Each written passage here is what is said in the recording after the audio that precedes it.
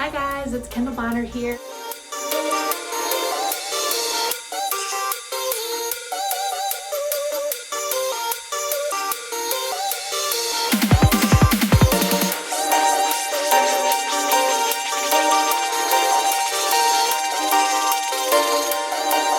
Improve your hustle. Ladies and gentlemen, please welcome Kendall Bonner.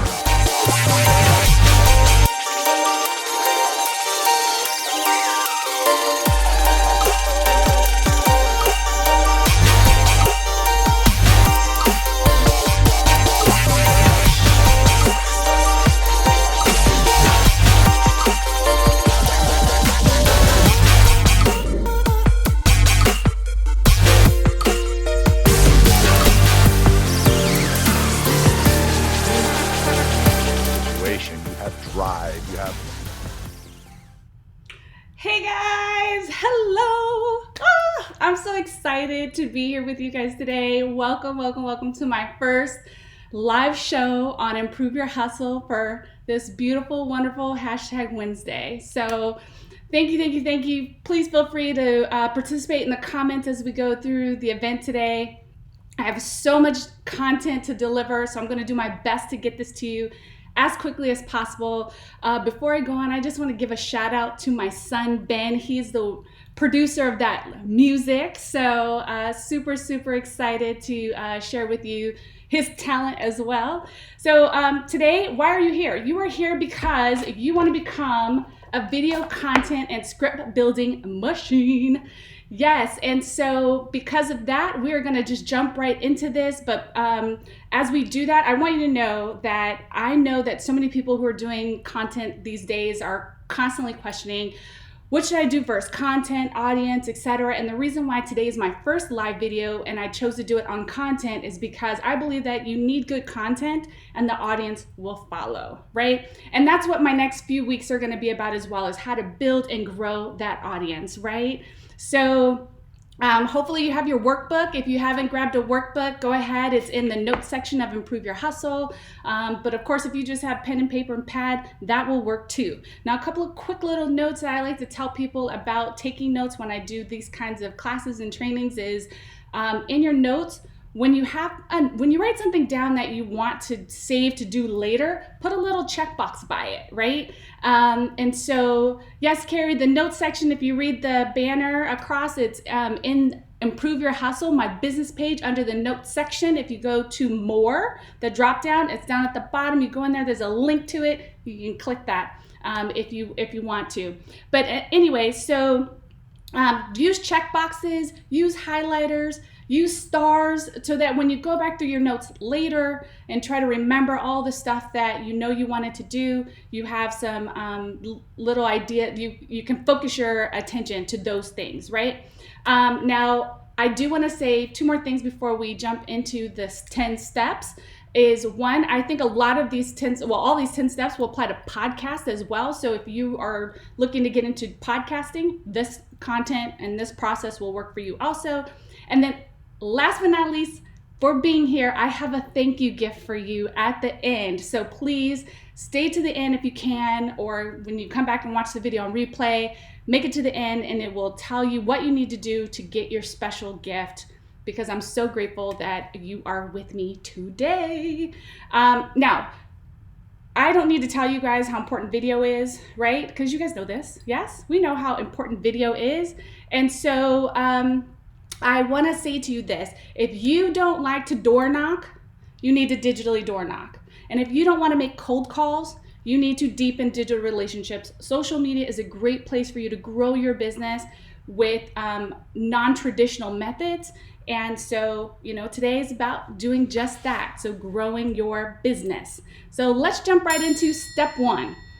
A is for avatar or audience. We need to be thinking about who is our target audience. Before you do content, who are you talking to, right? Who is it that you are trying to appeal to?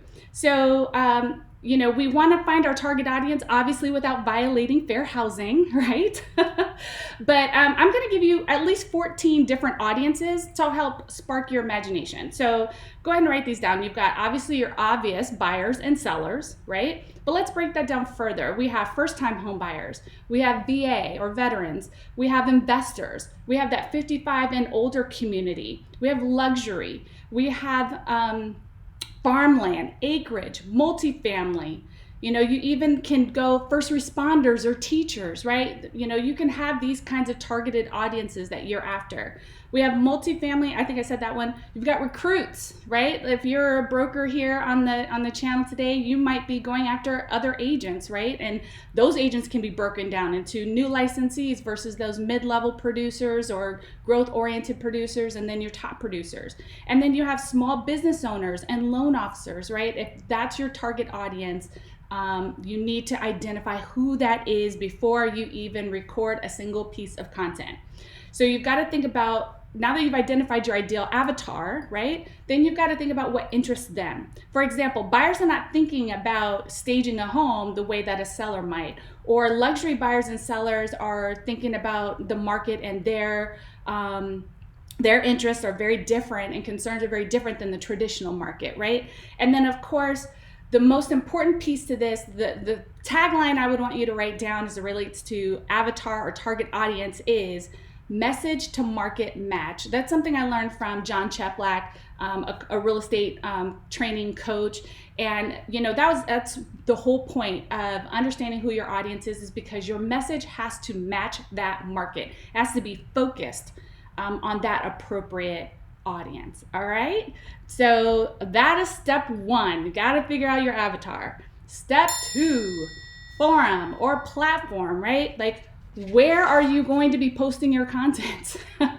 Now, if you're not on Facebook and posting content on Facebook, I think you're missing a huge opportunity, but it's not the only platform, right? We have, YouTube, IGTV, stories, LinkedIn, Twitter, Periscope, TikTok, Snapchat, your blog or your website.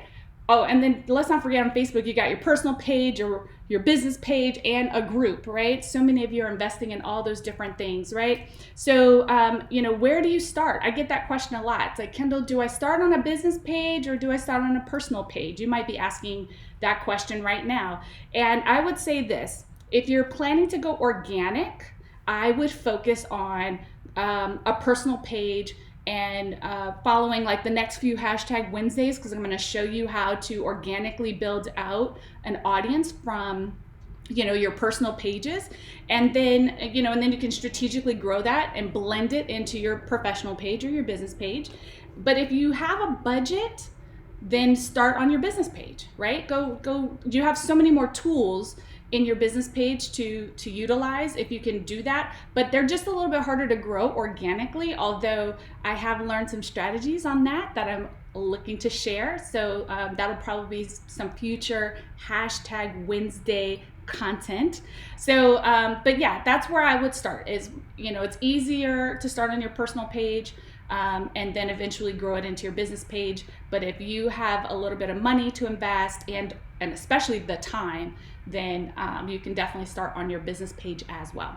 And then of course, determining what platform you're going to post to will help you determine, the content the format and the shape, the length and the copy, right? Those are all things that kind of depend upon what shape, what platform you're going on, right? Because it could be landscape, portrait, or square if I'm going to use like the traditional terms we're used to.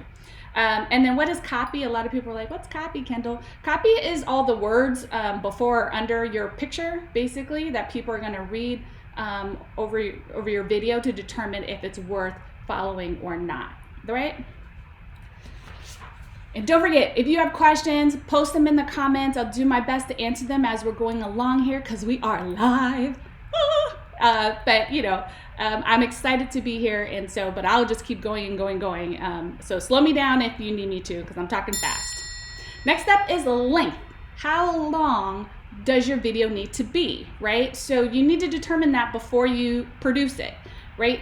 So a lot of that is going to depend on your audience and your platform, right? So you've got long form and short form content. Obviously, long form content is that content that's typically, I would say, 5 minutes or longer. And a great places for long form content is on YouTube, IGTV, as well as like a business page. A business Facebook page is a good place for that. And I would say a good length of time for videos can be anywhere from 5 minutes to 25 minutes. And then you've got short form content, which could be as short as 10 seconds up to, I would say 2 minutes, right? 2 to 3 minutes. And that content is great for stories, whether it's IG or Facebook stories. That's good for your personal page. You can also put that kind of content on your business page. And then, of course, you've got Snapchat, TikTok, places like that. Twitter, you can put your short form content on. But the main message here that I want to get across is it's a concept I learned from a marketer called Boomerang. And that is basically repurposing with a purpose. So notes to write down here is,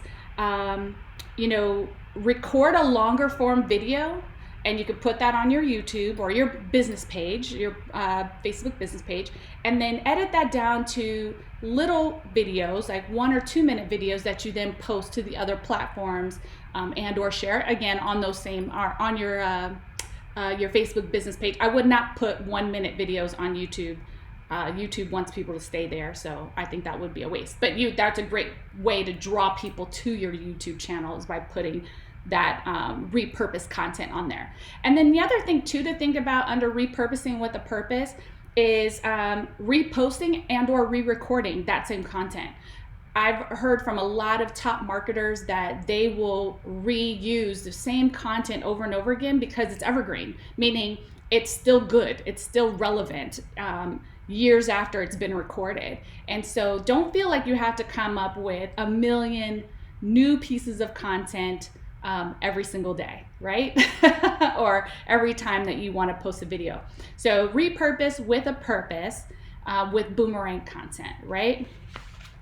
And thank you, Tamily, for helping carry out. I appreciate that. Thank you. And then also we have technology and equipment. That's your next one, is T, technology. Here I want to talk about, it doesn't need to be overcomplicated, guys. I'm using 2 cameras here, one on my actual laptop, and then I'm actually using my phone as a full face camera through the back to record today. So, your phone is a perfect camera for you. And I don't want you to say like, oh, I can't record quality content because I don't, have a camera. It's like, yes, you do. Your device in your hand is amazing for that. Some other things that you will want as far as technology goes is, some sort of ring light, because lighting and sound are probably the other 2 most important pieces to your video content. And so having a ring light, I have 2. One I keep at home that I'm using today, and one that I use at the office that I allow the agents in the office to borrow and use as well. And that holds my phone so that I can be hands-free when I'm recording my videos. And so that works really well for me. If you have bad sound or you're outside, you're gonna need a mic or something like that, because sound is also very important. However, I would say it's even less important than lighting, because 85% of videos are watched with the sound off. So because of that, you need other things, which I'll talk about, which is like closed captioning and things like that. But a mic becomes even less important at that point if most people aren't actually listening to your video anyway, unfortunately.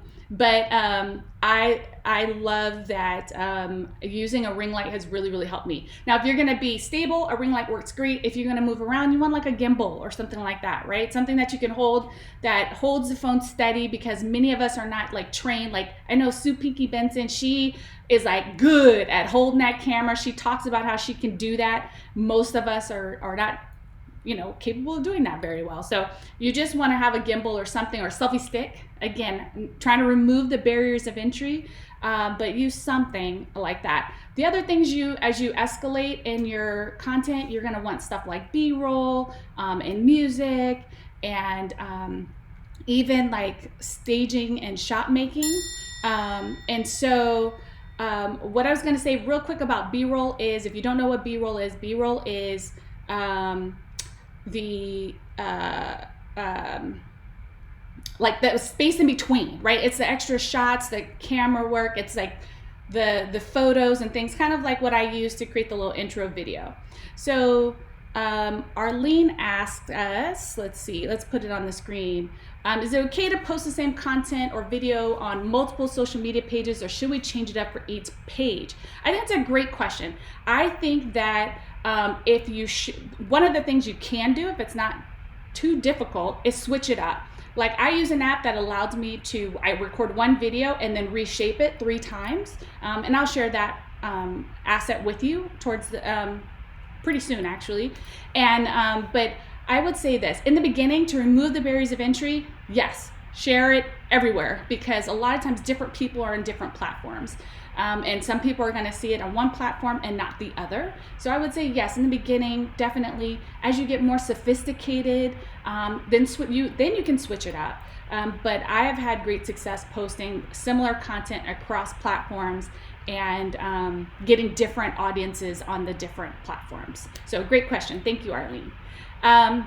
So shot making and staging. This is another piece to doing this content, is making sure that you do something. So whether you have a green screen as a part of your equipment, or you just, like I do in the back of my room here, I stage this room for live content, for interviews, for recording videos. This is a room in my house. I did it so it'd be an interesting background while I'm recording videos, right? So you definitely want to do that as well as a part of your technology and equipment. All right, and then we've got all the links and technology again. So one of the first places that I learned to edit my videos when I do them is iMovie. I have an iPhone, which I think like 50% of the country has as well, and that works really great. And then I know on Android they have apps like that as well. And then other apps that I've learned about that have been really cool for editing are InShot and Clips. And then my favorite all-time app that I promote like a crazy person, which is linked in the comments, the first comment of this group, is for BigView. BigView is one of my favorite apps. It came to me from Shad. Thank you, Shad, for that. And I use it as a teleprompter. Honestly, I wanted to do video, but I was so nervous about not knowing what to say, or forgetting my lines, forgetting the notes that I wanted to share with my audience. And so I used BigView as a teleprompter. And in the beginning, it was frustrating. It was a little clunky, but I've now paid for that program year over year for about 3 years now. And it's gotten better and better and better and better, and I love it. And the other thing that it does is closed captioning. So remember how I said earlier how 85% of videos are watched with the sound off? Well, one of the ways that you can get people to actually stop on your video and actually enjoy the content is to have it with closed captions, so they can actually read it, read along with you. And it doesn't have to be verbatim, but as long as it gets the gist and the message across, that's really, really powerful to get people to actually spend time watching your content, right? So I love BigView. So if you are interested in that, that is an affiliate link. You can click on that and save some money for your first year with the app. I did do a YouTube video on how to use the app and all the ways that I use the app. So please be sure to go to my YouTube channel and check that out before you buy it so you can make sure you know what you're doing and how to use the app and all the ways that it can help you, because it does a ton of things. So next is Mixcam. So it's another type of app that I've incorporated into my technology toolkit for doing video. It allows me to use both cameras, my front camera and my back camera at the same time. And if you're curious about what that looks like, I have a few videos in my profile that you can go check out where you'll see a split screen. And there's so many different ways to do that. But I really do think like you need to pick a technology that you're going to use. And then I know Brian Wilson's on in the comments there. Brian, there's an app that you use to edit that I thought you did an amazing job with, and I always forget the name. It's like Movivo. I don't know because I'm not as familiar with it, but if you could put it in the comments, Brian, I would really, really appreciate it, because that is also an interesting editing app to help people produce better content, right? Because at the end of the day, we want people to stop and watch. All right, so next scene is the outline. So outline, that is the next note for you. Write this down. O is for outline. This is where we get the creative juices flowing. This is where we actually write the content. We actually script it out and write out what we're going to say. So this one's I'm going to give you some, probably about a year's worth of content and the ideas that I'm about to give you right now. Now, funny thing about scripts. The thing about scripts is, you know, most people say, oh, Kendall, or any coach or whatever you come across, you're like, I don't know what to say. And then, so content creators give you scripts, right? And then you read the script and you're like, I would never say that, right? And so I've learned that what I think would be most effective for most people is to give you prompts for you to write your own script, right? So let me give you some prompts to help you write scripts so that you can deliver that content. So the first one is create FOMO. FOMO is fear of missing out, right?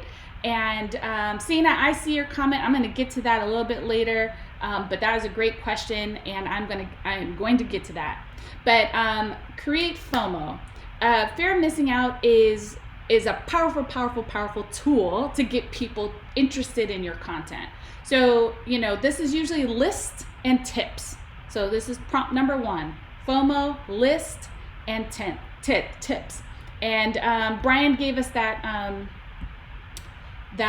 video editor that we were talking about, Movavi. Thank you, Brian. That is another editing software, and there's tons of them out there, but that's another one that I've seen him do some really amazing videos with. So shout out to you, Brian, and thank you.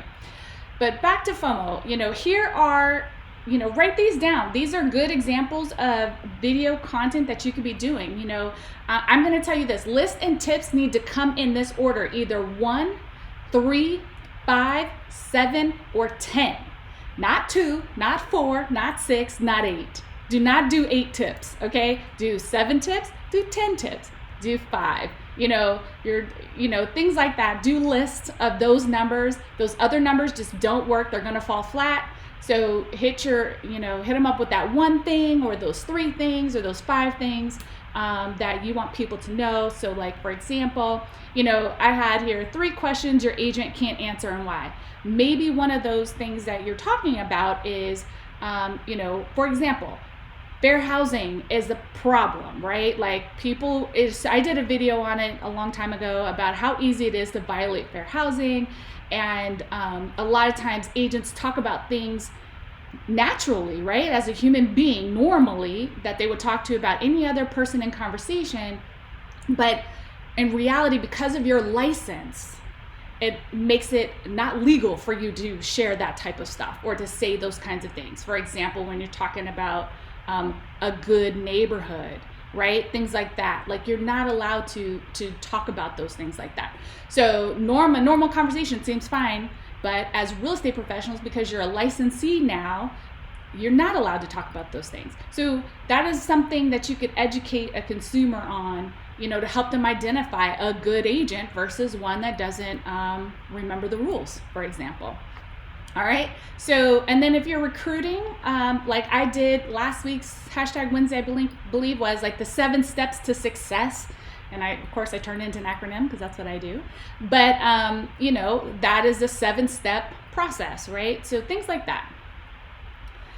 Next up, we have storytelling versus interviews. So let's start with interviews.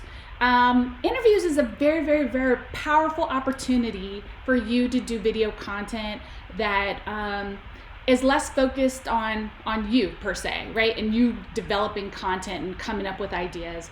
You just have to get curious and think like your customer or your avatar would think.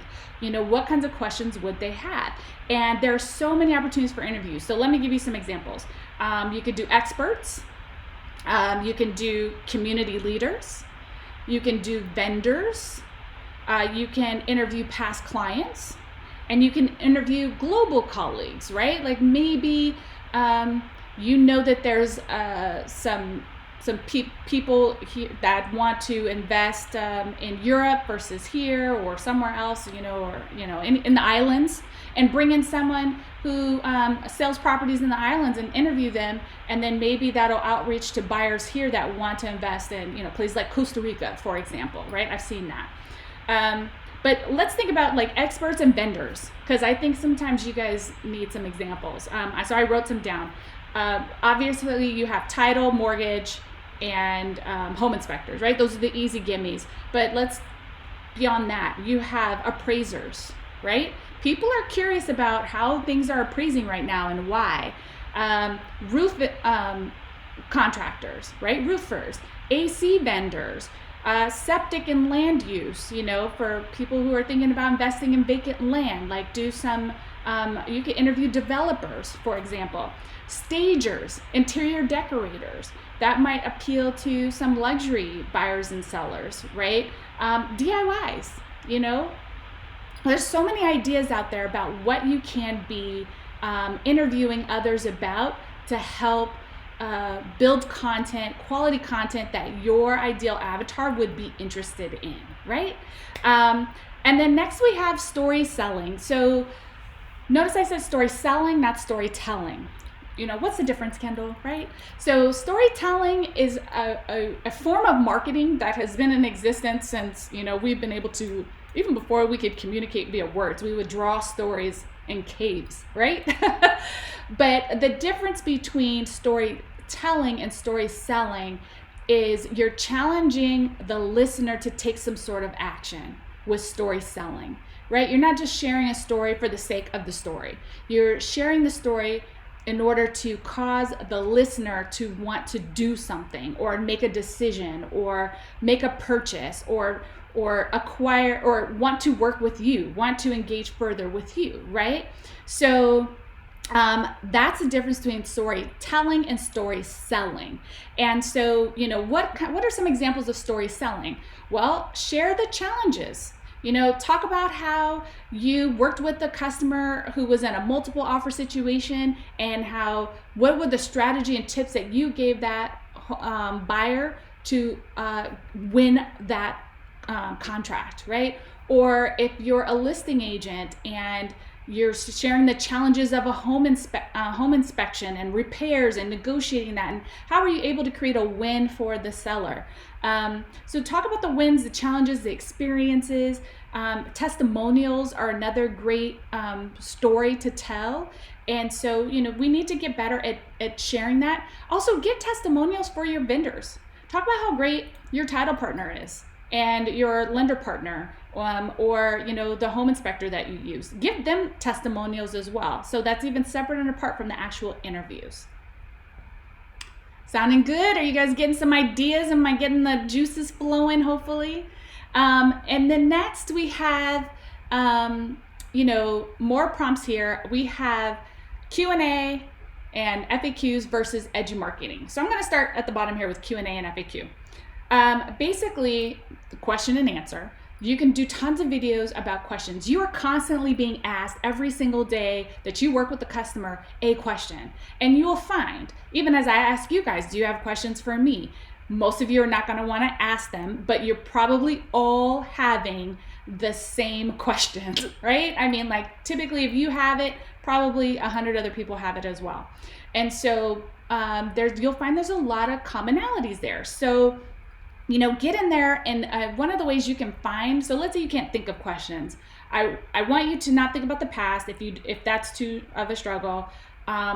Pay attention going forward as you meet with customers. When they ask you questions, after you separate from that customer, take a moment to write it down, and you turn that into video content later. Another thing you can do is do keyword searches in Google. And also there's a website called answerthepublic.com. Answerthepublic.com tells you, you can go pick any topic, like let's say keto, right? Like, oh, I'm curious about keto. You would go in there and it would show you all the highest ranking questions searched in Google about keto, like the who, when, where, what, how, and why. So if you could put in certain things and then get content there about how to answer the questions that people typically have, right? So those would be some of the things that I would suggest. And then also just having an FAQ list. What are some of the frequently asked questions that customers always ask you? Write them down and then create some video content around that. I think that you will find that a lot of people will appreciate that. That's even good content that you can send as a one-off, right? Like not everything has to get posted to social media. Some things can just be sent as a text and can be just sent, as an email or a direct message to someone saying, hey, I'm not sure if you've ever had this question before, but I get this a lot. I just wanted to share it with you. Hope it helps. Those are great kinds of videos that you can send to people that just offer value to the consumer, right? So especially when you get a lead that comes in from a website with just an email and no phone number, right? So how can you connect with them? Start answering questions that they probably have about the process. And then next is edu-marketing. Edu-marketing is a term that I heard from one of the most wonderful human beings I know. Her name is Ginger Bell. She is a content creator, trainer, teacher. She primarily works with loan officers and loan originators. But I've had the pleasure of meeting her and reading her book called The Edu-Marketer is, I believe, the title of the book. And she really, it's an easy read. It's not a difficult book, but it allows you, she helps you kind of create a path and a framework for building out content to do video. That is consumer facing. That is the kinds of stuff your audience wants to hear and wants to learn about, right? And so edu-marketing is basically the end of self-promotion. Nobody wants you to get on camera and say, hi, my name is Kendall Bonner and I'm with RE/MAX and I'm the best agent in the world. No one wants that anymore, right? People want to know more about you though. They do want to see you. They do want to get to know you. But they also want to know that there's some value to having a relationship with you and that there can be a mutual exchange of that value, right?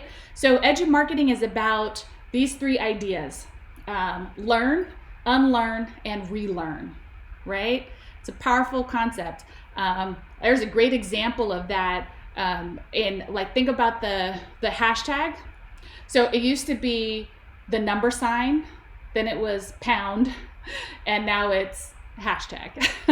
So we had to learn something, unlearn it, and relearn it, right? As it changes its meaning through the generations. So how does that apply to your business and your strategy and your technique? The three questions you need to think about when writing content under edu-marketing is: what's new? What's changed? What's the same? I think that's really relevant today as we go through, this pandemic, especially in real estate and other products and services, is that a lot has changed. And then there's a lot that hasn't changed. And then guess what? There's new stuff now. There's new addenda. There's new expectations that people now have. Sellers are wanting to know not about the person's family and that they're going to create great memories in this house, but they want to know, are you financially stable? Are you going to be able to close? Right? So that is some of the stuff that we need to be thinking about as we create quality content, right?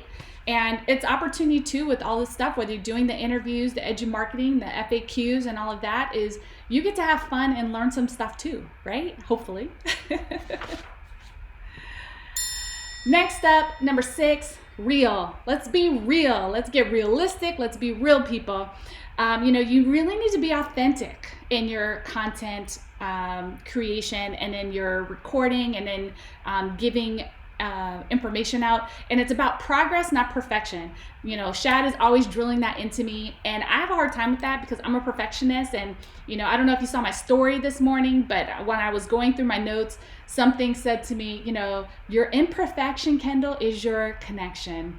And so I wanted to share that with you guys today. Your imperfection is your connection. Nobody's perfect. We're all imperfect. And the point of the matter is that we're doing what we can, we're giving what we can, and people are okay with that. And it's okay for people to laugh at you when you screw up, right? I mean, I could do a joke and I could be like, okay, I know, bad joke. But you know, bloopers, blemishes, being silly a little bit, I don't see anything wrong with that. People, that's part of how they connect, right? So your imperfection is your connection. I'm super corny. That's part of one of my imperfections. Now, I say that, and I take you to the next screen, but you gotta be a unicorn, right?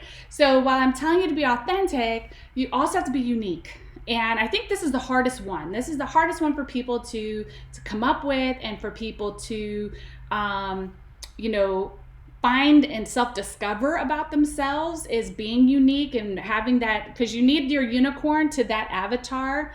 And I think that, you know, take your time with that one. That one might be the hardest for you to self-discover, and it might just reveal itself over time. Like when I got into video, I didn't know what I was going to do to be unique, other than the fact that I was one of the few people out there doing what I was doing in my local market. And you know, I think one of the things that I've become known for is hair, right? So today, I didn't want to distract you with my hair today, so it's in a ponytail. But the other thing is acronyms. That is one of the things I'm just known for. And I was an English major, and I enjoy it, and it makes me think and get creative. And it's been good for me to help me come up with content. So, hey Ryan, welcome. Glad you made it. So, and yes, Arlene, it's about being perfectly imperfect. You know, we all are.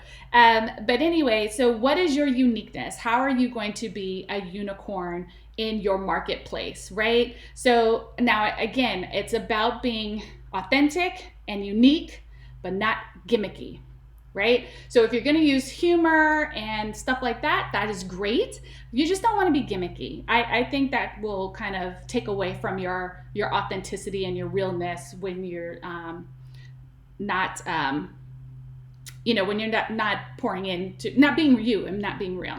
All right. So also, you might use your logo or your branding as a way to differentiate yourself from others, for example, as well as just doing the video itself. Just get out there and do it, guys. It'll make you unique. All right. So number 8. This is H. This is hashtags, hooks, headlines, slogans, and albums, right? So let's talk about hashtags, hooks, and headlines and slogans. This for me is super important. You've got to have a goal with relation to this stuff, because it helps you organize and brand. You know, it's about the organization and the branding. That's what hashtags do, right? So that is the purpose. For those of you that don't know what a hashtag is, it has 2 jobs. One is to organize content, meaning you can go to a hashtag and like go see all the content associated with that hashtag, right? So that was one of the things that's really kind of helped me with hashtag Wednesday. I spell it weird. And, you know, I'm sure if you go to that hashtag, like most of that content's going to be mine.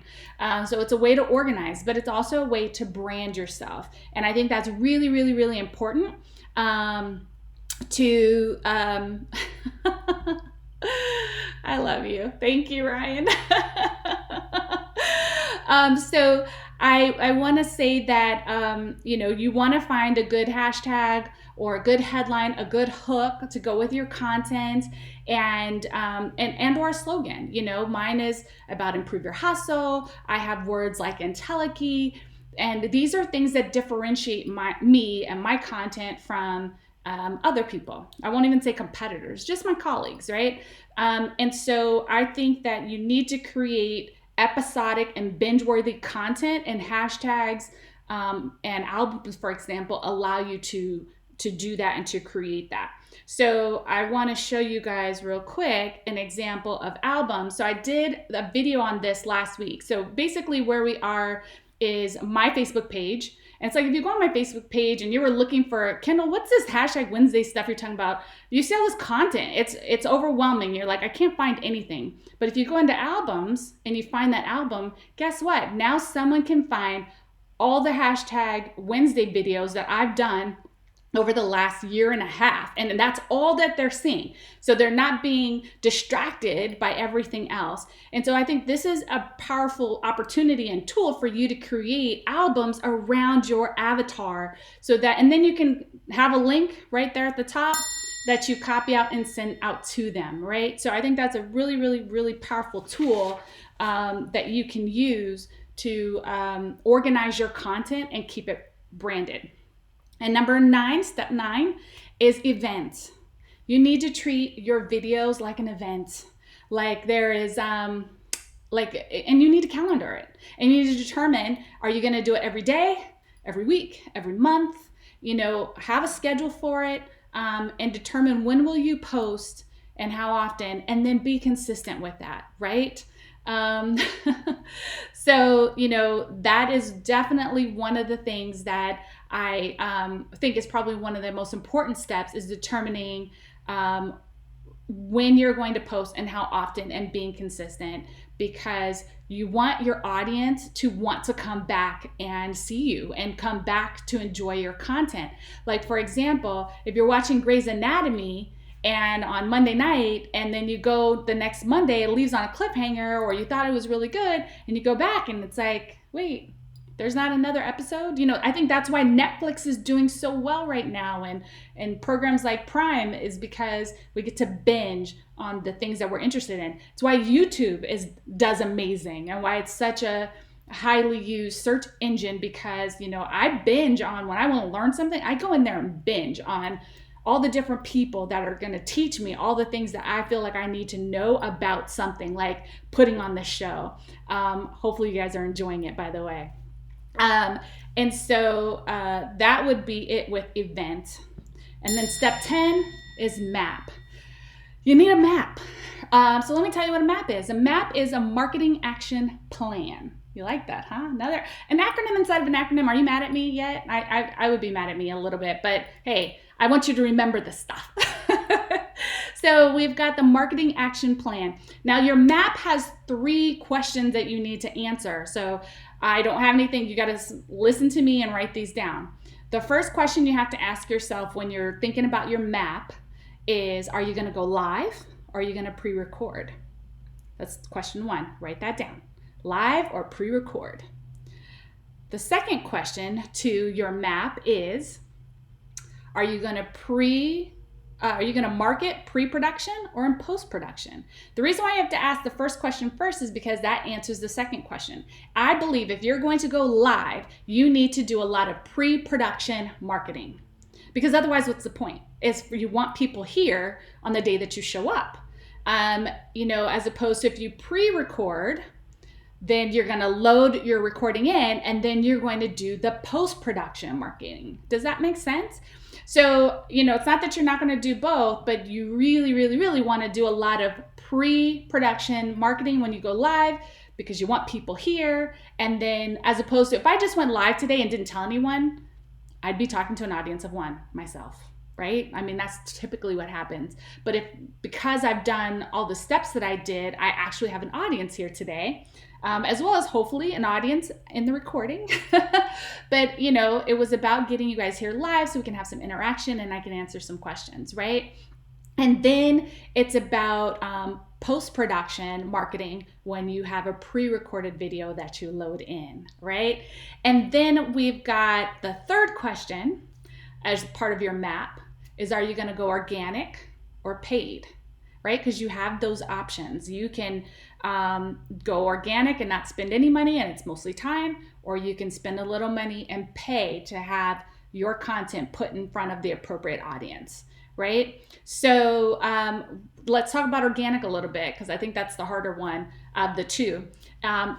If you're going to go organic, which most people in the beginning want to start for free, which is how I built my entire channels, and all of my my followings and all of my friends and relationships and all of that. I followed a strategy of deepening digital relationships and using and digital door knocking as a way of organically getting in front of people. And with that, I call that social sharing. And so basically, the first thing is growing your audience. You have to grow your audience, okay? If you're gonna go organic, you have to, oh, I love that. Ada, that's amazing. If I can share it. If you're going to grow your audience, if you're going to go organic, you have to grow your audience. The next thing is you have to share to groups, DMs, share to pages. You have to share to your stories, and I mean like your Insta stories or your Facebook stories, for example. You got to share via email and via text. I mean, did I not just blow your mind with just copy a link to your video and share that via text? Why aren't you doing that? Like, you don't have to just share it in Facebook, right? You can copy a link to your text or to your videos, right? But you have to do it from desktop and then share it to yourself and then share it from there on your text, right? So you should be sharing your content out there. It'll take them right into Facebook. You can share your albums via text. I create, because I have a URL shortener, I've created, and again, those are at the top of the comment section here. Go to the top and you will see there's a RMX or rem.ax/Wednesdays, and that'll take you to the link in Facebook for all my #Wednesday videos, right, that I've put into that album. I can text that out when I want to share it with people. Mind blown, right? I know it's good tips. I hope you agree with me. I hope. So, and then if you're going to go live, I would do all those things as well, but I would also add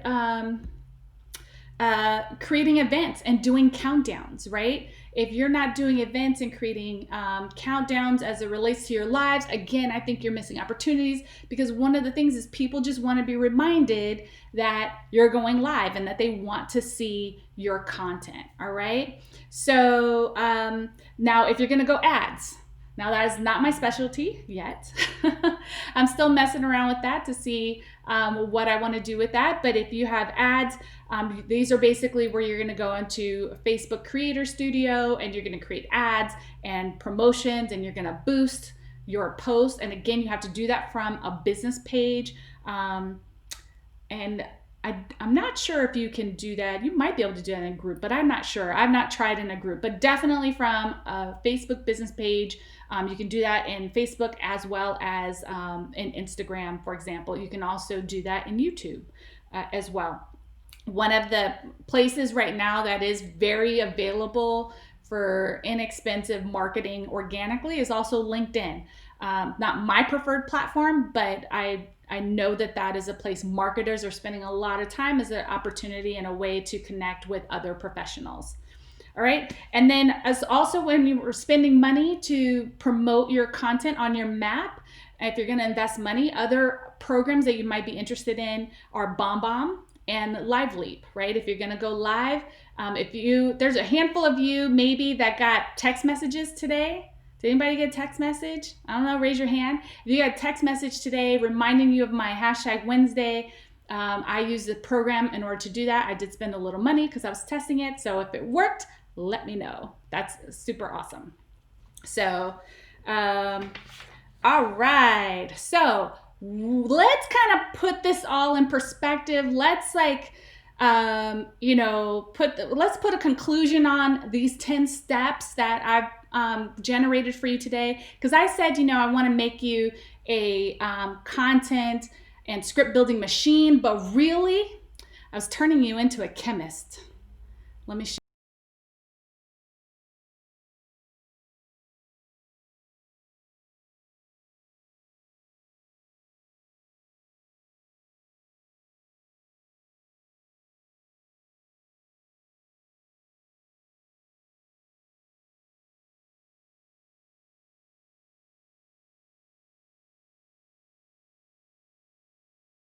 And I just gave you a formula. Yes. So you've now got a formula for being a content and script building machine, right? So again, I've hopefully turned you into a chemist where you can enter all the ingredients in and create extremely amazing, valuable content over the next millennium for your audience and for your various avatars. And so super, super, super excited about that. Now, I do have one other thing for you, which is a bonus. And this is not your gift, guys. We're not even to the gift yet. This is your bonus for talking about scripts. Again, I just want to keep giving you guys ideas and prompts to help you create quality content for your audience. So again, things we've already talked about, stories. Do not negate the value of a good story. People love good stories. They just do. Community. There's so many opportunities here. You can share community news. You can share resources, leadership, culture, lifestyle, activities, neighborhood, eateries, local businesses. All kinds of good stuff here. And so, so many opportunities there for you to hear all the various stories and share about your local community. And then we have re-educate. Again, that is that edu marketing, learn, unlearn, relearn, right? People have to do that these days. We've got interviews, we've got processes and tips, right? Share your processes, share with people how you do things differently, share how you are enhancing that customer's experience with the way that you do things. You know, my goal today was to go live and not just be, you know, a talking head, right? I wanted to give you visual things to look at. I wanted to share some content with you and not just hopefully ramble but to really share some good stuff with you. So share your processes and share your tips, right? So with that being said, do we have questions? Questions. So I know Sina had a question earlier, which I think was a good one. I'm just going to try and find it so I can pop it up on here. Here we go. So Sina asked a question. So how does someone get started with video? I get this question all the time. I think that, you know, the first thing is just pick up your phone, turn it selfie style, and just record, you know, and then send it out to a customer. You know, just get used to recording. Just get used to the idea of, instead of sending a written text message, pick up your phone and record your message as a video and then share it. You know, just do it. That's what I would say. But once you progress beyond that, as you get more comfortable with it and you want to take it to the next level and you want to use it as a form of marketing and as a way to grow and engage your audience and digitally door knock, then, you know, you can take it to the social media platform. And then from there, you know, I know agents that do even more, because, you know, you could do less and you could do more than what I taught you here today. And you know, there are people that have production teams. I have some friends like, you know, Bob Tompkins, who came to R4 with the whole crew and they were following around and taking B-roll and he was doing interviews and it was so cool. I'm not on that level, you know, but he does that and it's been done amazing things for his audience and for his business. So, you know, but for some of us, what Bob does is like intimidating. And then maybe for some of you, what I do is intimidating. But so start with just the one-to-one communication. Start with just the one-to-one interactions and just pick up your phone and go. So do we have any other questions in the audience? And I appreciate you guys so much for hanging in there with me. Oh, good. We have another one. Let's see. We've got, how much time should I commit to the planning process? Tammy, thank you so much. This is a great question. I would say this. In the beginning, you're probably going to spend a little bit more time, right? Because when you go through this formula, you want to actually take the time to go through and answer all those questions and kind of put all those pieces together. And I think in the beginning, that's going to be, that's going to take a little bit more time. Right? So that could be, you might spend an hour to 3 hours, right, on the beginning stages of the planning process. And then, but when you go to do it again the next time, guess what? Like almost of the formula, all those steps, once you make those determinations, you don't have to revisit them anymore. They're just a part of the plan. And then, you know, you're just spending time each week or each month, depending on your event schedule, working on the outline portion, working on the script, working on the actual messaging that you are trying to get across. And so that, you know, can eventually get to like my normal 1 to 2 minute hashtag Wednesday videos. Those take me like 10 minutes now because I've just done them so much. And so I don't have to spend a ton of time planning for that. But I will tell you this, every once in a while, I will take an hour or two because I enjoy it and just content create and just think of ideas. Like I'll make a list of all the different ideas. Like, oh, this would be a good class. Oh, this would be a good topic. This would be something I've heard people talk about.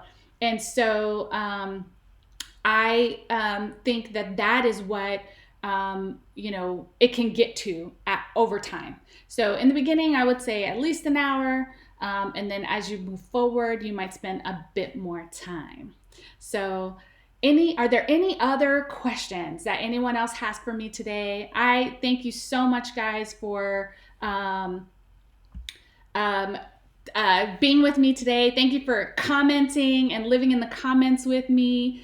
I appreciate you guys so much, and I can't wait to watch some of your videos, and please feel free to DM them to me and share them with me. I love you guys. I love the fact that you're on this journey with me. And if you want to learn how I did a show, let me know, because that could be part of one of my classes that I show you, like how I'm able to do this, what it took to create the show, and hopefully you enjoyed it as much as I did.